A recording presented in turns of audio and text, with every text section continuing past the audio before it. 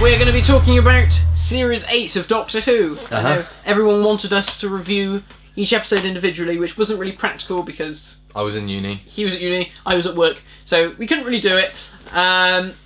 So instead, we have decided to come together and do an entire rundown of Series 8, including this year's Christmas special. Which was only 3 or 4 days ago, wasn't it? Yeah. Not when you're watching it. Yeah. When we're watching it, because this is going to be an odd one because we're shooting a bunch of videos in one day. We should have like changed clothes. Just to make it seem. I was thinking that actually, but I didn't want to bring it up. I was going to bring a couple of different shirts and being like, oh look, it's a different. Yeah, it's not. Different day. We've ruined the secrets of our videos now. Yeah. Okay. Sorry. Never mind. Okay. Right. Well, we start at the beginning, or do we? Do we start with Time of the Doctor? Is that Series 8? Oh, don't say Time of the Doctor because I really can't remember what happened in that one. Okay, but would you class that as Series 8 or would you class that as the specials for 2013? Is it Series 7? The specials for 2013. So you don't class the specials as Series 7? No, yeah, I would actually. Yeah. I would. In the same way that the specials for David Tennant are classed as Series 4. Are they? Yeah. I thought they were just known as the specials. Well, they are known as the specials, but for the actual production, it was down as like Series 4, Episode 14, 15 and 16, I think. Right. I could be lying to you. Yeah, probably. Yeah. Okay, cool. So, that's how I would see it. Okay, fine. So, in that case, we'd start with Deep Breath then. God! Oh, okay. Now I've realised I don't remember a thing about any of them. Dinosaur in it. There's a dinosaur in London. What? Now, why?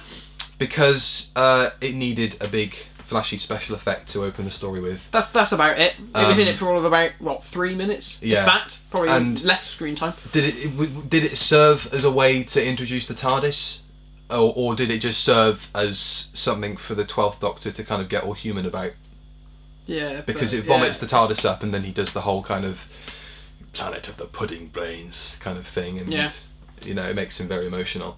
And I thought we'd got past the Doctor calling things sexy.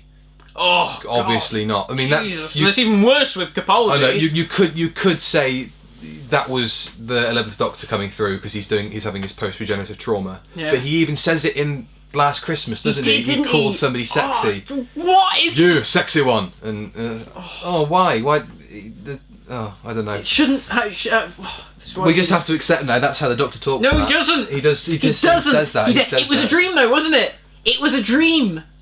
Yeah, but she still existed. So he still thought she was sexy. We're coming on to that later. Yeah, we've still got another 13 episodes. It was just a dream. It was a dream, like Dimensions in Time was a dream. Okay, all right, fine.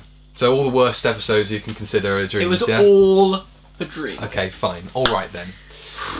So yeah, I remember really liking Deep Breath. I remember thinking it was probably the second best season opener since... Spare from Space. Yeah, possibly.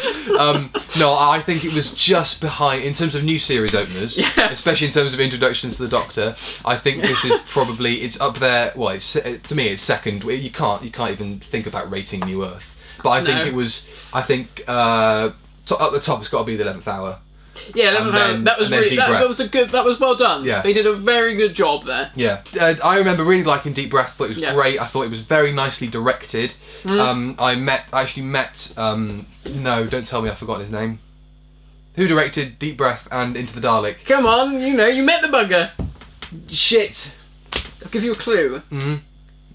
All I can remember is he really likes Adventure Time. That's the only thing I can remember about him. His name sounds like a crop. Ben Wheatley. Yeah. Well done. You should have just said, what did the 5th Doctor have on his lapel? Dimensions in Time. I remember him, I asked him, what was it like, directing Doctor Who, and did you enjoy it, and would you go back and do it again? What I did ask him was, he'd put on a kind of a selection of films that he would really like to watch if he was small at this music festival I went to, and he put on Dalek Invasion of Earth, and I said, did that inspire your shots for Into the Dalek? Because the way the Daleks are shot in Into the Dalek, and we'll come on to it in a bit, is the best they've been filmed since the revival. They look smashing in it. Even the toy ones. That was great. Obviously toys, but it was great. Anyway, I asked him some questions about it, and he told me that Deep Breath was shot in proper filmic widescreen, which is why in some of the shots it looks like stuff's been cropped out. And the big one is when 12's on the rooftop and he's shouting at the dinosaur, and there's like his side profile and like an empty screen, and you think, why is the dinosaur supposed to be in that shot? They didn't add it in CGI. Yeah. It's because it was shot in widescreen. So the dinosaur is off the screen. It's off the screen. If you, I mean, they might have it on the DVD. On the DVD, it might be in widescreen. I hope it is sorted out. But that might just be the single release. Actually, come to think of it, single DVD and Blu-ray release of Deep Breath might be the only one in widescreen. I don't know. I'll go back and find out on the Blu-ray. DVDs now that you can't ever seem to buy one set and get it how you're meant to watch it. Yeah. What did you think of it? I liked it. I did enjoy it. Yeah. I think it felt like a bit of a slow start. Mm-hmm. I think I really started to enjoy it once the Doctor. I mean, we've got a really nice scene where the Doctor's with Elizabeth Sladen's husband. That's lovely. That's a really nice scene. But I think as soon as you have Clara and the Doctor come together in the restaurant, that's when I sort of think, oh, this feels like a proper Doctor Who story now. Because beforehand, you get a load of old waffle. There's one of the things that really bugged me. Obviously, they had for this story the Blue Peter competition, wasn't it? It was a gauntlet thing, the hairpin, which all it did was like lock the carriage. Yeah. You can really see that Stephen Moffat just thought, I don't know what to do. Yeah, I don't know what to put this in. Lock the door on the bloody carriage. Come on. That seems to be a recurring feature in his script. Yeah. Even Rudolph had a little locking mechanism. Let's not think about that. Oh my god, and that awful sound effect when they knock him out, Fuck me. I'm gonna have to. Derek, you're a bastard. Derek, get your hand off. Yeah. Naughty git. Did he push him or did he jump? He pushed him. Yeah, he did push him. Yeah, because otherwise the lines that they said wouldn't really hold any ground or make any sense if he jumped. Because in the most recent Doctor Who magazine, they did a vote. They said, did they push him? Or? Yeah, and everyone, the majority voted for that he jumped. Oh, really? I'm sure they did. Wow. Go upstairs, have a look. Okay. Wow. Okay, that's interesting because everybody I spoke to afterwards said he was pushed. Pushed, yeah. I'd like to think he pushed him. Yeah, I'd like to think he pushed him. Boot him up the arse. Yeah. Get out. Because it's not the same as him throwing a man, a human off of a. No. Because it's a robot and the robot himself. That's you can get very existential with this. You could, was he alive? Yeah. Was he human in the end? Because he was thinking about the Promised Land. I suppose, but then again, he wanted to get to the Promised Land anyway. Yeah. So I like to think of it as 12 sorry, just to interrupt you. That whole Promised Land thing. There's a very this confuses me with the whole finale, but we'll come to that when we come to the finale. Yeah. And Okay. I'm struggling to remember my name at this point, so I can't really remember a lot about Series 8, but we'll get there. Right, episode 2. I can't remember what I gave it in the end. I think it was about 7 out of 10, something like that. I think you gave it a 6. Did I? Look back on the videos actually, because on some of the early videos, the one with John, I think we talked about it, didn't we? But I gave it an 8. I really loved it. I thought it was a very, very strong opening, and it more so than other openers for a series, it set the tone for the rest of the series. You really got an impression that that was the standard bearer for the whole series, until of course Listen appeared. But we'll talk about that. Well. For me. Yeah. We'll talk about that. Into the Dalek. That was very good. Into the Derek. Into Derek. It was very good. Yeah. Yeah, very, very, very good episode. I'd put it... I don't know if I put it on par with... actually, no, I think at the time I thought they were both very, very good. I think I gave them both an 8. But now I think I might give Into the Dalek a 7. Maybe. You think Into the Dalek wasn't as good? Only marginally. Interesting. Now, I enjoyed Into the Dalek more. Oh, Jesus Christ. Yes, Into the Dalek. I thoroughly enjoyed it. It was definitely the best Dalek story since Dalek. Yes. Which says a lot. And it also says a lot about Dalek, Into the Dalek being, people saying, a retread of Dalek. But I think you need to have that kind of story when you're... when you've got a new Doctor, because every Doctor needs to go through a Dalek story at some point. But I would agree with what a lot of people said, that into the Dalek, at least its themes and the themes it explored, happened far too early. Yes, I was going to say the same thing. It came too soon. I think that It should have been in the middle, I reckon. Yeah, all the stuff about, let me think. All the stuff about Am I a Good Man? Yeah. Happened very early into the series, and then kind of fizzled out, and then came back at the end. Finale. Yeah. And I think maybe it could have been, but actually thinking about it, maybe that was a choice by Stephen because he knows that everybody's going to watch the opening episodes and the finale. Yeah. So maybe he thought, well... No one gives a shit what happens in the middle. We don't really need to cover it in the middle half, as long as people know as long as they remember, episodes, and also in the last episodes, he's still having that conflict. Yeah. But it would have been nice to have seen it at least talked about more in the middle episodes. But yeah, no, a very good Dalek story, I thought, up there with the classics, up there with Death. Yeah. Certainly. It made me think, seeing all the stuff where we had the Daleks blast through the bulkhead and killing all these people and shit was blowing up and everywhere. I was just like, we need a Dalek story, which is just like an old Dalek story, a story not like Death, but something where it is based just on the siege. Yeah, just Daleks doing what they do best, killing people. Yeah. You don't get that anymore. This was the first time I think Daleks had killed anyone since Russell T Davies. Victory of the Daleks. Yeah, Victory of the Daleks. Oh, they blew up one of the planes, didn't they? That was it. That's the first time the Daleks have killed anybody since Victory. And that was 4 years ago. Yeah, that's ridiculous, actually. That's mad. Okay, so then we have Robot of Sherwood. Yeah. It was a fluff story. It was a fluff story. I actually quite enjoyed it. Yeah, I think I gave it a 7 or something when I I didn't think it was too... There have been fluff stories that have been fluff stories, but this one... Like every Gareth Roberts story, which I'm not too offended by, but I know you don't like him at all. No. No. Robot of Sherwood, I mean, it's Mark Gatiss, so I had high hopes for it. And also he's a very big fan of the kind of Robin Hood mythos. And... I mean, I don't really know that much about Robin Hood, but it served its purpose rather well as what it was. And there was some very nice, funny scenes, like the Doctor and Robin chained up together. Yeah. That was hilarious. I thought Jenna was very good in it as well, although she did kind of she did something we haven't seen before, which is she fawned after somebody, not in a kind of I love you romantic way like Danny or the 11th Doctor, arguably. It was kind of like a lustful thing, which was interesting to see, and I think it was carried off a lot better. Clara can carry that kind of thing. Yeah. Amy can't. No. That's a very discernible difference between the two characters. Probably because Jenna Louise Coleman can actually act. Have you seen Oculus? Yeah.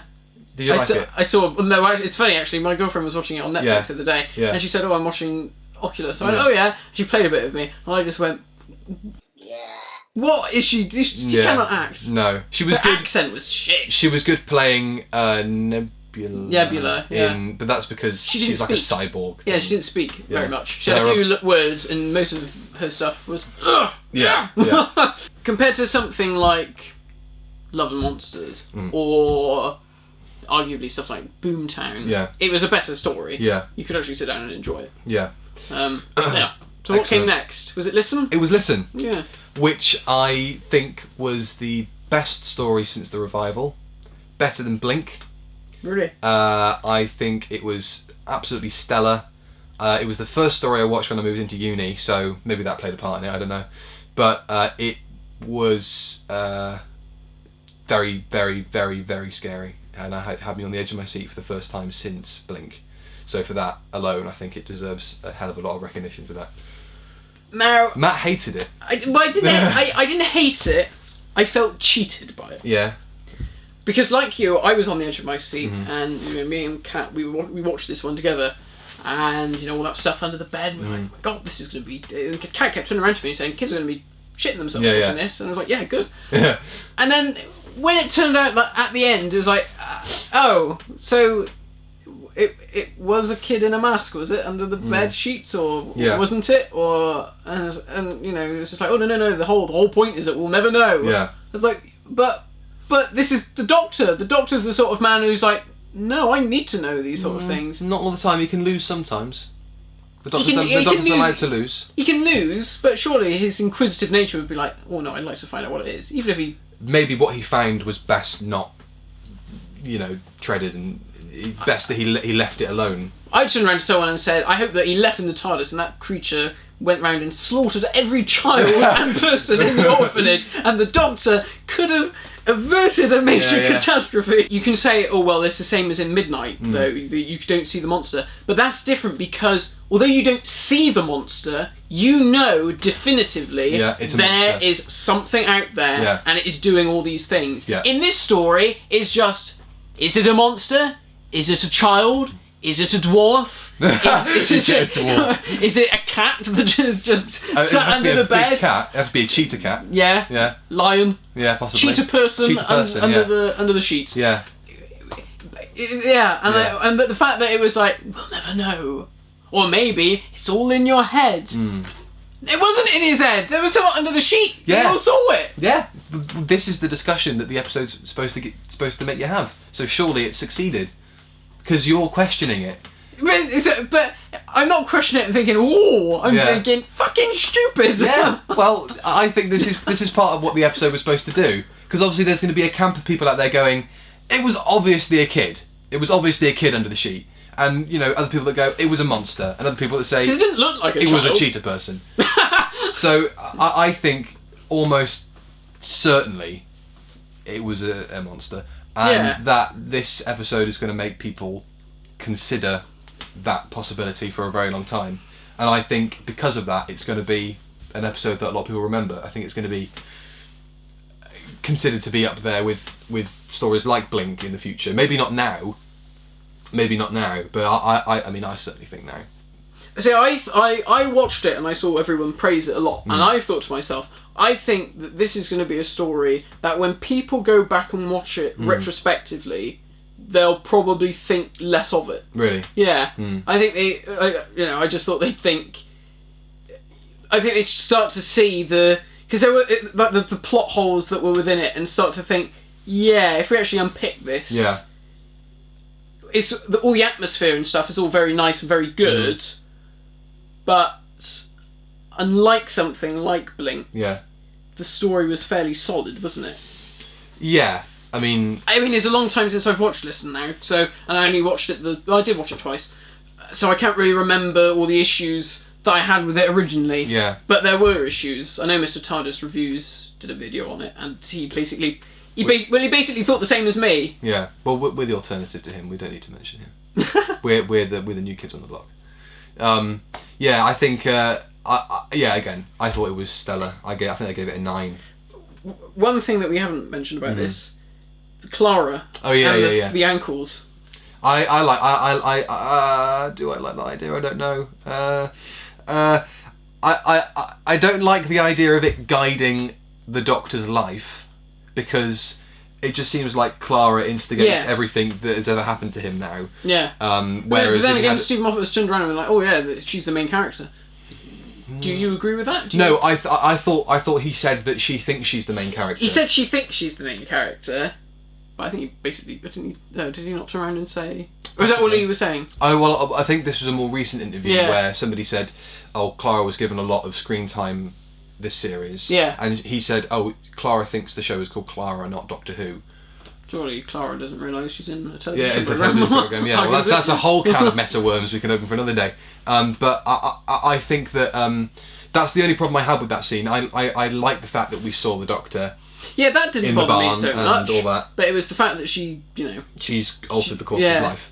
Yeah, I can see. Like, again? Yeah, I can see the annoyance in that. Because it wasn't so bad. It was all right with the last year with the TARDIS thing. That was sort of all right, okay, fair enough. Yeah. But then again, I'm more offended by the TARDIS than I am with the. Oh, you really? With the ankle, to be honest. Yeah. Oh, okay. Because I think Jenna's performance when she gave the speech afterwards. For me, I felt like it justified her altering his life. Part of me does think that William Hartnell would turn around to Jenna Louise Coleman's character and say, whoa. It's my idea. Yeah. You'll mind your own business. You're going to join your smack bottom. Oh, God. Again. See? He does it again. Taking it down a creepy... No, that was just because avenue. He says it. Yeah. I wasn't thinking any, kinky stuff between William Hartnell and Jenna Louise Coleman. Neither was I, but you brought it up. Yeah. So what was next? I can't remember what the next episode was. What? I said she arguably brought it up for him as well, but there we go. Oh, he never touched me. Next episode was The Caretaker. Oh, was it The Caretaker? I'm going to have to get the episode list up because I can't remember what... I can vaguely remember them. So The Caretaker came next. Back at Coal Hill School. No Ian Chesterton cameo. No! Time Heist. Oh yeah, I forgot that episode. Yeah. Oh, I forgot that. Right. When I saw Stephen Thompson's name appear on the credit list for writers of the series, I went, fuck! I thought this was a new start. I thought this was a new era for the show. I didn't think we were going to retread the same old soggy, shitty ground. But we did. However, I think Moffat had quite a hand in writing part of that script. And I think that he saved it from the same monotony that we expect from a Stephen Thompson episode. It's his best script, it's his best story, I think. Yeah. And yet... Even then, it still wasn't... Even then, it wasn't great. Yeah. The best thing about it was the monster. Yeah, the teller was fantastic. I loved the head. Oh. Yeah, people got funny about that, but I liked it as well. I thought it was great. I and the way he described it about it's soup. I recoiled when I saw it on... Oh my god, that's great! It was really awesome. Yeah, and it looked... I mean, the monster just looked amazing. Yeah, it looks Downfall fabulous. of that monster was... Oh, it's actually in love. Oh yeah, it's the high thing again. Yeah. Love? Yeah. There's no place for love? Doctor Who. Sure. So, yes, that was irritating. But otherwise, yeah, the monster was great. But again, it was missed opportunities. You had a great actress, Keely Hawes. Oh yeah. Why was she in that shit role? Don't know. But it wasn't her. She had a clone or something or other, wasn't it? There were two of her. Yeah. Or there was something like that, and I don't know. Oh, I can't remember. Rubbish. It was all that time travelling shit. And I think like I just said that about Doctor Who. Time travelling crap. This brings me to a point that I think everybody would agree with. Hopefully, that's watching, and hopefully you would as well. Okay. That Capaldi. Yes. Saved every single episode. He did, yeah. And he was the stellar, standout, perfect everything about every single story of the series. Yeah, even if a story was shite, like Time Heist, like Time Heist or Mummy on the Orient Express, even. Oh, I like that one. He was, he saved. He saved it. You sort of thought, at least I can enjoy you. Capaldi, at least you can enjoy Capaldi. Yeah. He was because it felt like the Doctor had turned up in a pile of shit, but he was still trying to be the Doctor. He was still fantastic. Yeah. I mean, the good thing that the best part of being a Doctor is that you have to be a good Doctor. You have to hold together terrible stories. Yeah, and that was something I don't think Matt Smith had. He did. No, I think when he was given crap stories, he behaved in a crap manner. Yeah.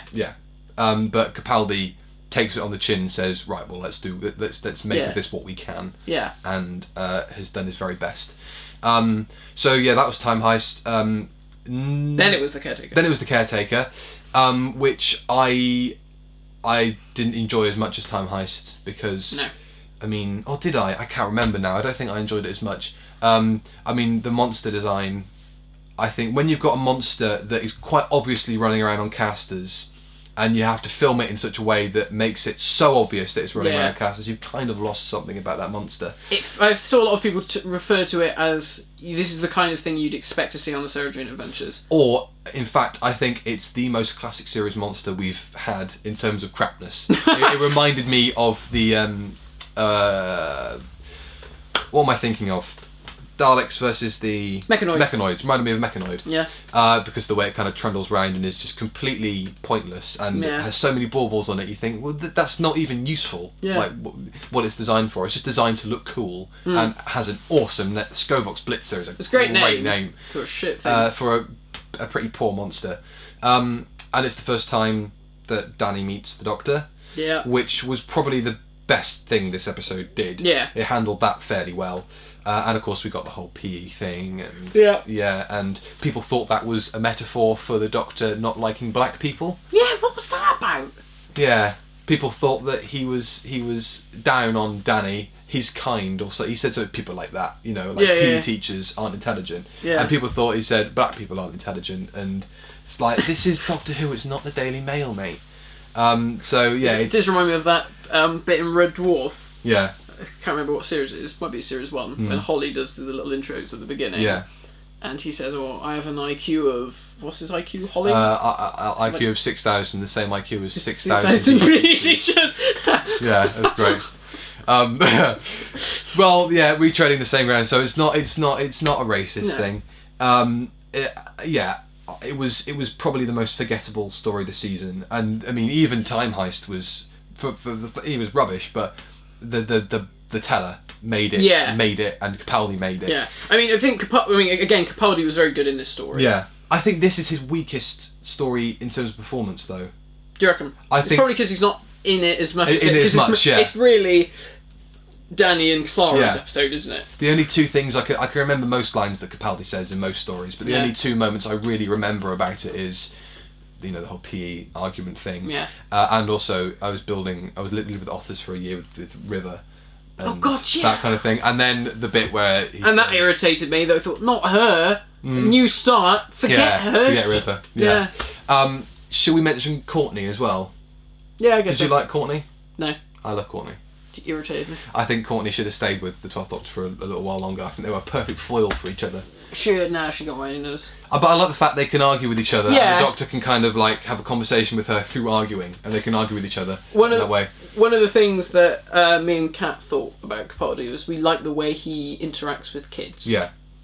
Yeah. He's got a really good way with kids, and I think part of that is probably because Capaldi's a dad. Yes. So that's his own natural parentiness coming through. But it felt right. Like that was the way you would imagine the Doctor to be. It was like a Hartnell type thing. It was when he spoke to forgotten her name. She had a very very Maeve. Weird middle class name in Into the Forest of the Night. I love the way they interact with each other. I thought that was perfect. But I did like Courtney. I would have liked Courtney to have stayed for maybe another full story. Okay. I'd like to, the 13th episode. I think it might be nice to have Courtney one main adventure, because she appears in The Caretaker as kind of like a side character, and then she's in Kill Them In for most of it, and then she has to leave at the end of it. You have to set up her leaving. So I would like to have seen her in one kind of full, full adventure, and then I wouldn't like to have seen her for a whole series. Certainly not.